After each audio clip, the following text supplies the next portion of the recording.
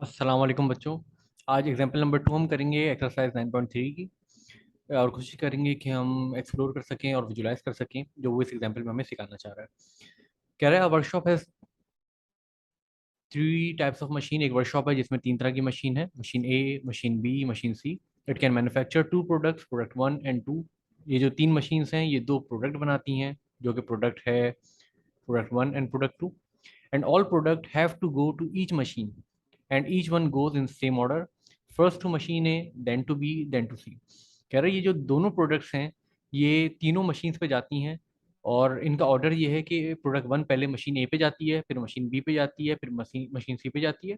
इसी तरह प्रोडक्ट 2 जो है वो भी मशीन ए पे जाती है, उसकी कुछ जॉब परफॉर्म होती है, फिर मशीन बी पे जाती है, कुछ जॉब परफॉर्म होती है, इसी तरह मशीन सी पे जाके वो फाइनल फिनिश गुड बन जाती है।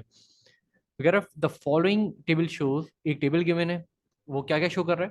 The hours needed at each machine पर प्रोडक्ट यूनिट, यानी एक यूनिट बनाने में जो एक मशीन है वो कितना टाइम ले रही है, ये हमारे पास गिवन है इस टेबल में।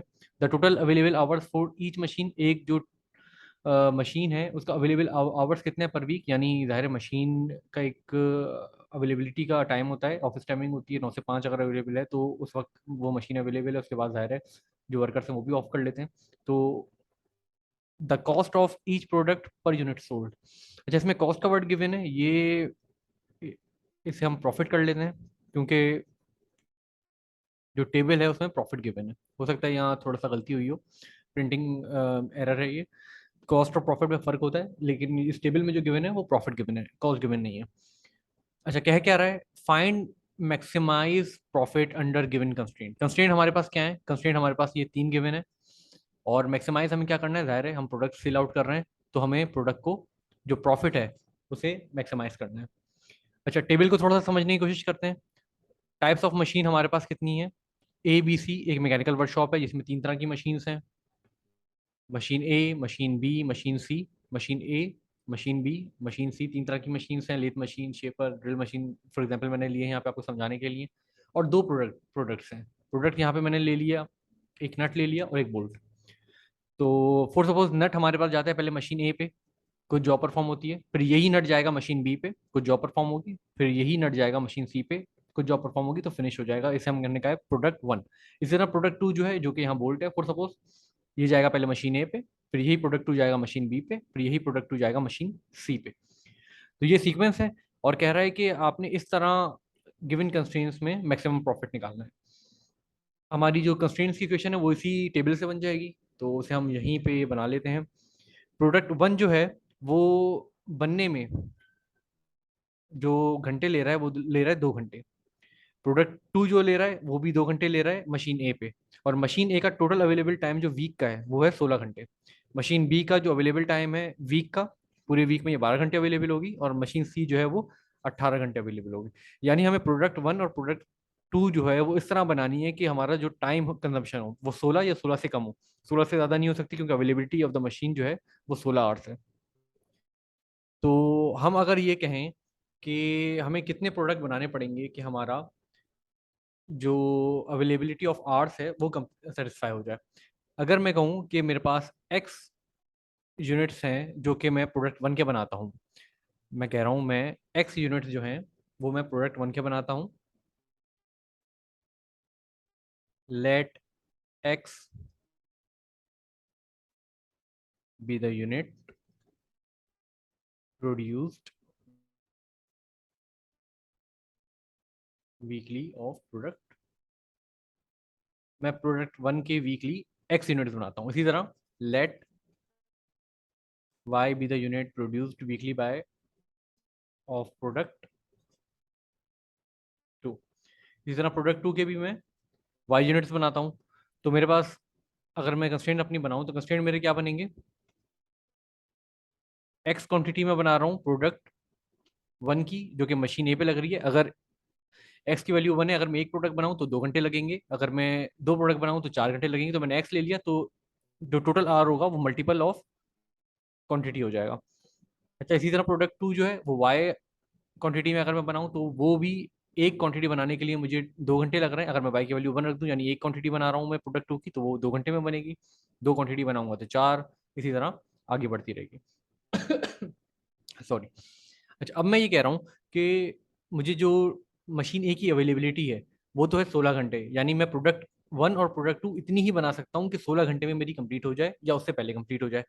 तो यहाँ ग्रेटर देन इक्वल टू नहीं हो सकता, जाहिर है, क्योंकि मशीन मुझे 16 घंटे या उससे कम टाइम में फ्री करनी है। तो ये हो जाएगा लेस देन इक्वल टू, यानी कि मैं प्रोडक्ट वन और प्रोडक्ट टू को मशीन ए में सिर्फ इतना यूज कर सकता हूँ, या तो 16 घंटे हो जाए पूरे, या 16 घंटे से पहले मुझे फ्री करना है।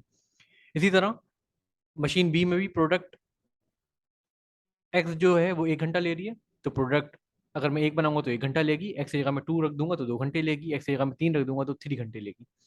इसी तरह इसे मैं वाई कर दूंगा। मशीन बी की जो अवेलेबिलिटी है वो है 12 घंटे, यानी मैं प्रोडक्ट वन और प्रोडक्ट टू को मशीन बी में कितना रख सकता हूँ, या तो 12 घंटे या 12 घंटे से कम में मुझे फाइनल फिनिश करना होगा ये प्रोजेक्ट। इसी तरह जो मशीन सी है वो प्रोडक्ट वन पे 4 घंटे लेती है, तो मल्टीप्लाई बाय एक्स कर देंगे तो जितनी भी क्वांटिटी होगी वो मल्टीप्लाई बाय 4 हो जाएगी। और जो मशीन सी है वो प्रोडक्ट टू बनाने के लिए 2 घंटे लेती है, तो ये हो जाएगा 2i। Availability of the machine C कितनी है, 18 घंटे। तो मैं जितने भी प्रोडक्ट वन और प्रोडक्ट टू बनाऊं, तो मुझे काम जो अपना खत्म करना है वो खत्म करना है 18 घंटे से पहले पहले। तो ये मेरे कंस्ट्रेंट्स बन जाएंगे, ये मेरे तमाम कंस्ट्रेंट्स बन जाएंगे। पहला कंस्ट्रेंट हमारे पास ये बन जाएगा, दूसरा कंस्ट्रेंट हमारे पास ये बन जाएगा, और तीसरा कंस्ट्रेंट हमारे पास नीचे वाला बन जाएगा। अच्छा, प्रॉफिट क्या है, वो कह रहे हैं अगर प्रोडक्ट वन आप सोल्ड आउट करते हो तो आपका प्रॉफिट जो होता है वो 1 रुपए का होता है, अगर एक प्रोडक्ट सोल्ड करते हो। तो अगर मैं एक्स प्रोडक्ट बना रहा हूँ तो मेरा प्रॉफिट कितना हो जाएगा, 1x। प्रोडक्ट टू अगर मैं सोल्ड कर रहा हूँ तो उसका प्रॉफिट मुझे हो रहा है 1.5 रुपीज। अगर मैं वाई टाइम्स बना रहा हूँ, वाई प्रोडक्ट बना रहा हूँ, तो प्रोडक्ट टू अगर मैं वाई क्वांटिटी में बना रहा हूँ तो मेरा प्रॉफिट कितना हो जाएगा, जितनी भी प्रोडक्ट होगी क्वांटिटी होगी उसकी मल्टीप्लाई बाय 1.5 टाइम्स। अच्छा, अब मेरे पास तमाम चीजें आ गई, मेरे पास ऑब्जेक्टिव फंक्शन भी आ गया और मेरे पास कंस्ट्रेंट्स भी आ गए। ऑब्जेक्टिव फंक्शन मेरे पास क्या है, ऑब्जेक्टिव फंक्शन है मेरा प्रॉफिट, जो कि मुझे मैक्सिमाइज करना है। ऑब्जेक्टिव फंक्शन मेरे पास आ गया जो कि मुझे मैक्सिमाइज करना है, और कंस्ट्रेंट मेरे पास आ गए जो लिमिटेशन है हमारी मशीन्स की। तो सॉल्व करते हैं इसे।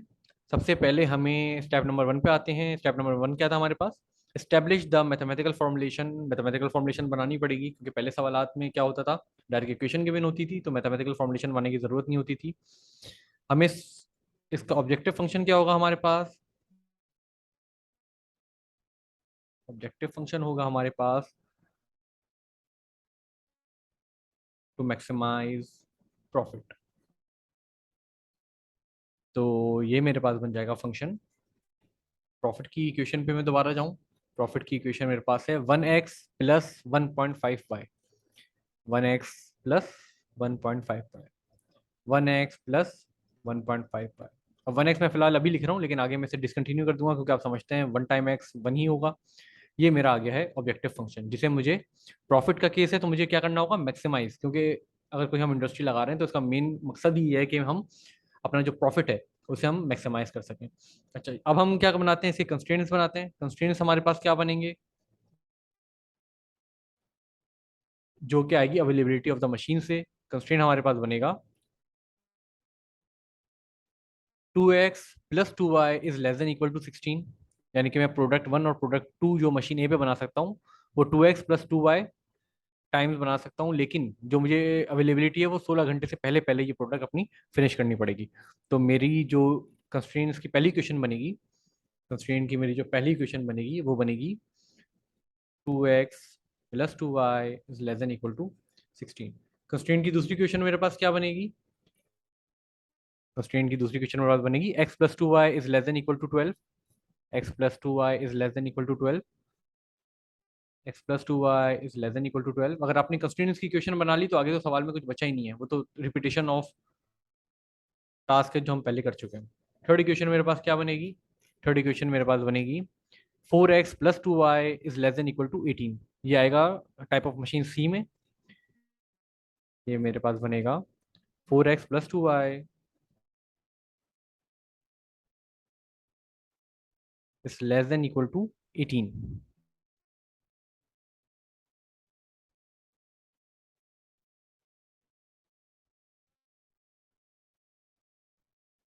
अच्छा, ये तीनों कंस्ट्रेंट्स मेरे पास आ गए।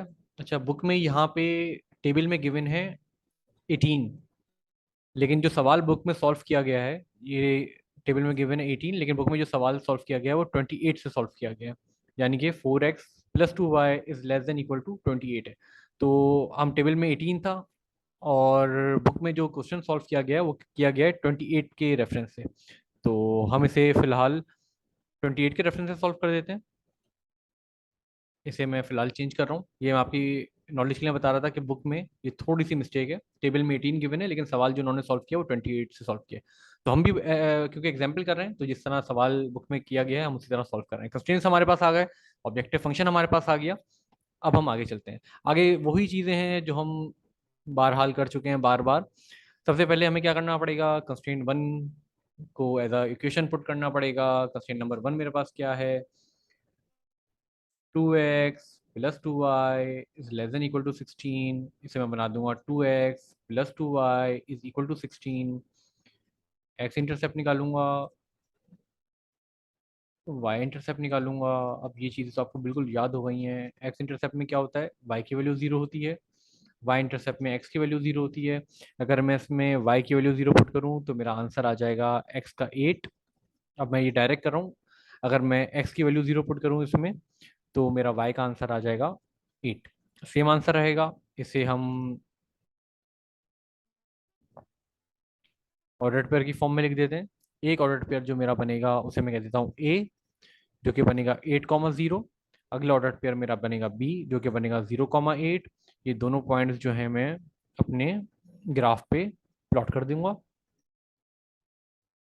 एक पॉइंट है 8,0, दूसरा पॉइंट है 0,8, 0,8, 8,0। अगला पॉइंट हमें याद है, अगला स्टेप हमारा क्या होता था, ओरिजिन पुट करेंगे ताकि हम फिजिबल रीजन को मालूम कर सकें। ओरिजिन पुट करेंगे ताकि हम फिजिबल रीजन मालूम कर सकें। Put x comma y is equal to 0,0। इन इनइक्वालिटी मेरे पास क्या थी, 2x plus 2y, 2x plus 2y is less than equal to 16। तो अगर मैं दोनों जगह जीरो जीरो पुट कर दूं तो मेरा ये आंसर भी बन जाएगा जीरो, और मेरा ये आंसर भी बन जाएगा जीरो। तो zero is less than equal to 16। क्या zero less than equal to 16 होता है, बिल्कुल होता है। तो ये इसने ट्रू एंड सेटिस्फाइड। इसका मतलब क्या है, ओरिजिन जो है वो पार्ट ऑफ सॉल्यूशन स्पेस होगा। ओरिजिन जो है वो पार्ट ऑफ सॉल्यूशन स्पेस होगा। ये होगा फर्स्ट क्वाड्रेंट में, क्योंकि एक्स और वाई में से दोनों में से कोई एक भी वैल्यू नेगेटिव नहीं हो सकती। अब यही काम हमें करना पड़ेगा कंस्ट्रेंट नंबर टू के लिए। कंस्ट्रेंट नंबर टू हमारे पास क्या है, कंस्ट्रेंट नंबर टू है हमारे पास x plus 2y is less than equal to 12। इसे मैं इक्वेशन बना दूंगा। इक्वेशन बन जाएगी x plus 2y is equal to 12। X intercept और वाई इंटरसेप्ट निकालूंगा मैं। एक्स इंटरसेप्ट क्या होता है, जिसमें वाई की वैल्यू जीरो हो। वाई इंटरसेप्ट क्या होता है, जिसमें एक्स की वैल्यू जीरो हो। अगर मैं वाई की वैल्यू यहाँ जीरो पुट करूंगा तो मेरे पास एक्स का आंसर आ जाएगा 12। अगर मैं एक्स की वैल्यू जीरो पुट करूंगा तो वाई का आंसर मेरे पास आ जाएगा 6। तो ये दो मेरे पास आंसर आ जाएंगे। इन्हें हम हाईलाइट कर देते हैं और बना देते हैं इसका ऑर्डर पेयर। ऑर्डर पेयर क्या बनेगा, इस एक पॉइंट को हम कह देते हैं ए। ए है एक्स की वैल्यू 12 जब वाई की वैल्यू जीरो पुट की थी। इसी तरह बी की वैल्यू हम पुट करें 0,6। ये ऑर्डर पेयर अगर हम अपने ग्राफ पे प्लॉट करें तो एक लाइन ड्रॉ हो जाएगी जिसके कोऑर्डिनेट होंगे 12,0 और 0,6। 0,6, 12,0। अब हमें क्या करना पड़ेगा, ओरिजिन पुट करना पड़ेगा ताकि हम अपनी सॉल्यूशन स्पेस फाइंड आउट कर सकें।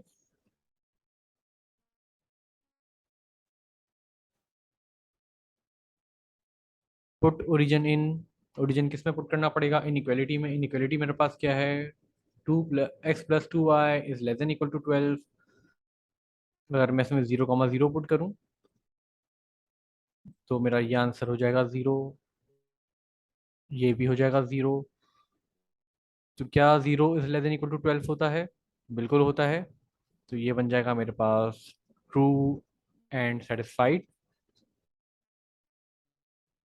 ट्रू एंड सेटिस्फाइड इसका मतलब क्या है, ओरिजिन जो है वो पार्ट ऑफ सोल्यूशन स्पेस है। तो जो मेरा हाईलाइटेड रीजन बनेगा वो बनेगा फर्स्ट क्वाड्रेंट में। अब यही काम हमें थर्ड इनइक्वालिटी के लिए करना पड़ेगा। थर्ड इनइक्वालिटी मेरे पास क्या है? थर्ड इनइक्वालिटी है मेरे पास 4x plus 2y is less than equal to 28। इस इक्वेशन बना देता हूँ। 4x plus 2y is equal to 28। X intercept और वाई इंटरसेप्ट निकालने होंगे मुझे। X intercept and y intercept, ताकि मैं अपनी इक्वेशन पुट कर सकूँ। एक्स इंटरसेप्ट का मतलब क्या है? जिसमें वाई की वैल्यू जीरो हो। और वाई इंटरसेप्ट क्या है? जिसमें एक्स की वैल्यू जीरो हो। अगर मैं एक्स की वैल्यू जीरो पुट करूंगा तो वाई जो है मेरे पास आ जाएगा। अगर मैं एक्स की वैल्यू जीरो पुट करूंगा तो वाई मेरे पास आ जाएगा 14। और अगर मैं सॉरी वाई की वैल्यू जीरो पुट करूंगा, अगर मैं वाई की वैल्यू जीरो पुट करूंगा तो एक्स आ जाएगा 7। और अगर मैं एक्स की वैल्यू जीरो पुट करूंगा तो वाई मेरे पास आ जाएगा 14। ये सिंपल मैथमेटिक्स है, ये तो हम खुद भी सॉल्व कर सकते हैं, इस वजह से मैं इसकी डिटेल में नहीं जा रहा। ये हमारे पास, अगर हम इसका ऑर्डर पेयर बनाएं, एक को हम कह देते हैं ए। एक्स की वैल्यू 7 है कब? जब वाई की वैल्यू जीरो थी। इसी तरह बी बना देते हैं, एक्स की वैल्यू जीरो जब वाई की वैल्यू 14 थी। तो दो पॉइंट्स आ गए हमारे पास, दोनों पॉइंट्स को हम हाईलाइट कर देते हैं। दोनों पॉइंट्स को हम हाईलाइट कर देते हैं, इन्हें अपनी इक्वेशन में पुट करते हैं। ये बनेगा 7,0 और दूसरा पॉइंट बनेगा 0,14। हमें अगला स्टेप मालूम है। अगला स्टेप हमें याद है, हमें पुट करना है ओरिजिन। पुट ओरिजिन इन इनइक्वालिटी में हमें अपना ओरिजिन पुट करना पड़ेगा, जो कि है इनइक्वालिटी क्या है मेरे पास? 4x plus 2y is less than equal to 28। अगर मैं x की वैल्यू और y की वैल्यू जीरो पुट करूं तो मेरे पास आंसर क्या आ जाएगा? x की वैल्यू में अगर जीरो पुट करूं तो ये पूरी टर्म जीरो हो जाएगी, y की वैल्यू में जीरो पुट करूं तो ये टर्म जीरो हो जाएगी। तो zero is less than equal to 28। क्या zero less than equal to 28 होता है? बिल्कुल होता है। इसका मतलब ये है कि ट्रू एंड सेटिस्फाइड। इसका मतलब ये है कि हमारा जो ओरिजिन है वो पार्ट ऑफ सॉल्यूशन स्पेस होगा। तो जो शेडेड रीजन बनेगा वो हमारा बनेगा लेफ्ट हैंड साइड पे ओरिजिन की साइड। तो इन तीनों इनइक्वालिटीज में जो शेडेड रीजन बना है वो लेफ्ट साइड का बना है। अब तीसरा स्टेप क्या होता है? Identify the feasible region. और चौथा स्टेप क्या होता है? Locate the solution point. ये दोनों हम इसी स्टेप में करते हैं। फिजिबल रीजन क्या हो जाएगा? यहाँ बहुत सारे रीजन आ रहे हैं, तो एक एक करके देखते हैं। सबके लेफ्ट पे आना चाहिए हमारा रीजन। अगर ये पॉइंट लूँ तो ये ग्रीन के लेफ्ट पे है, लेकिन इन दोनों के लेफ्ट पे नहीं है, तो ये नहीं हो सकता। ये पॉइंट भी नहीं हो सकता। ये पॉइंट तो हो ही नहीं सकता। ये रीजन भी नहीं हो सकता क्योंकि ये ग्रीन और रेड के राइट पे है। ये रीजन भी नहीं हो सकता। और ये जो स्मॉल छोटा सा रीजन है ये भी नहीं हो सकता क्योंकि ये रेड के राइट पे है। तो एक ही रीजन हमारे पास यहाँ बच रहा है, वो बच रहा है ये रीजन जो कि मैं हाईलाइट कर रहा हूँ अभी। ये बनेगा हमारे पास सोल्यूशन सॉल्यूशन स्पेस। अब हमें क्या करना होता है स्टेप नंबर 4 में? Locate the solution point. Solution points क्या होते हैं? जो भी हमारा शेडेड रीजन आया है उसके जो पॉइंट्स हैं वो कहलाते हैं सॉल्यूशन पॉइंट्स। एक पॉइंट हमारे पास आ जाएगा ये।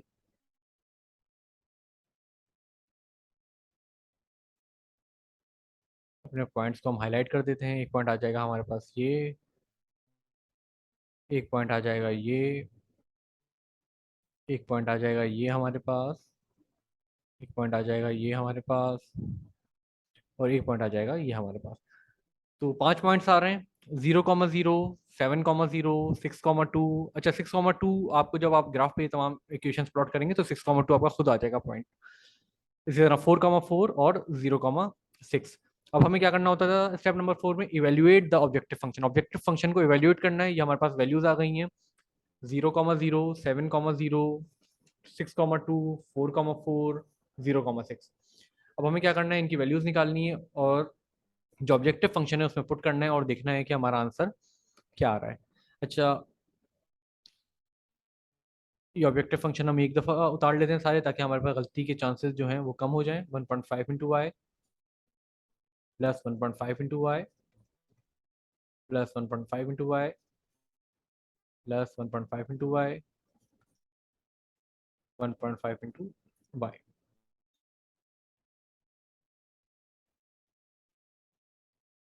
ये एक ही दफ़ा इस वजह से उतार लिया ताकि गलती की कोई गुंजाइश ना रहे। अब हम अपने पॉइंट्स प्लॉट करते हैं। ये बन जाएगा 0, 0। ये बन जाएगा 7, 0। ये बन जाएगा 6, 2, ये बन जाएगा 4, 4, ये बन जाएगा 0, 6। अब हमें क्या करना है, इसकी वैल्यूज निकालनी है। ये बन जाएगा 0 + 0 इज इक्वल टू 0, ये बन जाएगा 7 + 0 इज इक्वल टू 7, ये बन जाएगा 6 + 3 इज इक्वल टू 9, ये बन जाएगा हमारे पास 4 + 6 इज इक्वल टू 10, और आखिरी वैल्यू जो है वो बन जाएगी 0 + 9 इज इक्वल टू 9। अब हमें इसमें निकालना क्या था, ये क्योंकि प्रॉफिट का सवाल था, प्रॉफिट हमेशा हमें मैक्सिमाइज करना होता है, तो हमें देखना पड़ेगा ऑब्जेक्टिव फंक्शन की मैक्सिमम वैल्यू कहाँ आ रही है। तो ऑब्जेक्टिव फंक्शन की मैक्सिमम वैल्यू जो आ रही है वो आ रही है 10। तो ये पॉइंट हमारा क्या होगा, ये पॉइंट हमारा हो जाएगा, ये पॉइंट हमारा हो जाएगा optimum solution.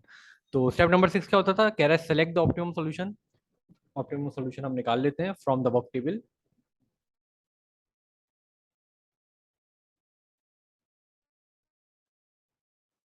From the work table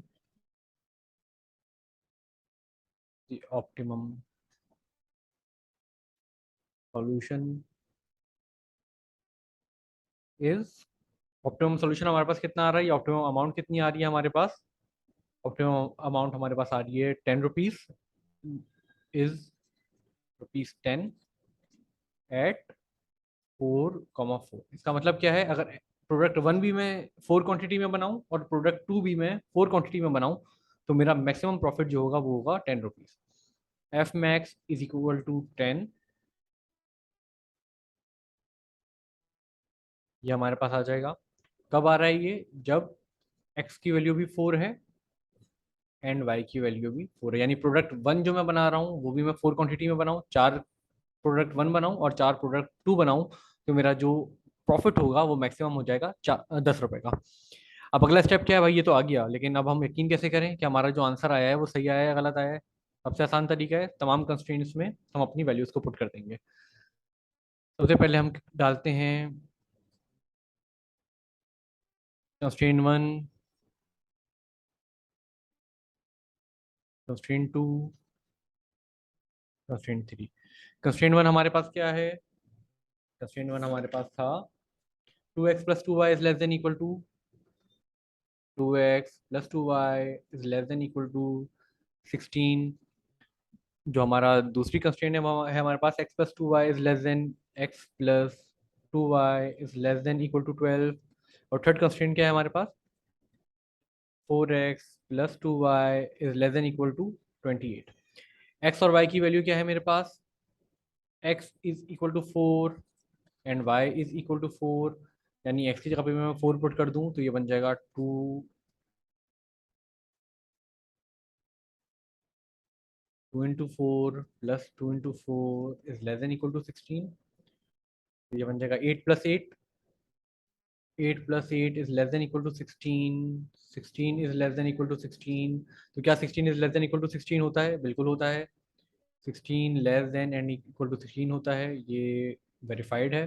अब यही काम हम दूसरी कंस्ट्रेंट के लिए करते हैं। दूसरा कंस्ट्रेंट हमारे पास क्या है, तो हो जाएगा 4 + 2 × 4 is less than equal to 12, ये बन जाएगा 4 + 4 to the 8 is less than equal to 12, और 4 + 8 बन जाएगा हमारे पास 12 is less than equal to 12। क्या 12 लेस देन इक्वल टू 12 होता है, बिल्कुल होता है। तो उसने ये पॉइंट भी वेरीफाई कर दिया। अब यही काम हम इसके साथ करेंगे, 4 × 4 + 2 × 4 is less than equal to 28, 4 × 4 = 16 + 4 to the 8 is less than equal to 28, ये हमारे पास बन जाएगा 24 is less than equal to 28। क्या 24 is less than equal to 28 होता है, बिल्कुल होता है। तो ये तीनों पॉइंट्स हमारे पास, जो सॉल्यूशन ऑप्टिमल सॉल्यूशन आया था उसने तीनों कंस्ट्रेंट्स को वेरीफाई कर दिया। ऑल द कंस्ट्रेंट्स, अब हम अपनी स्टेटमेंट लिख देंगे, all the constraints are satisfied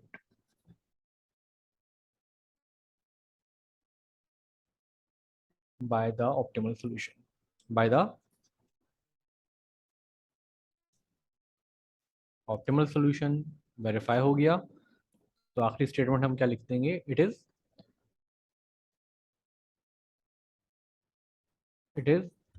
verified. उम्मीद है आपको ये सवाल समझ में आया होगा। कोई और इशू हो तो कमेंट सेक्शन में बताइए, फिर इंशाल्लाह उससे हम रिजॉल्व करेंगे। अल्लाह हाफिज़।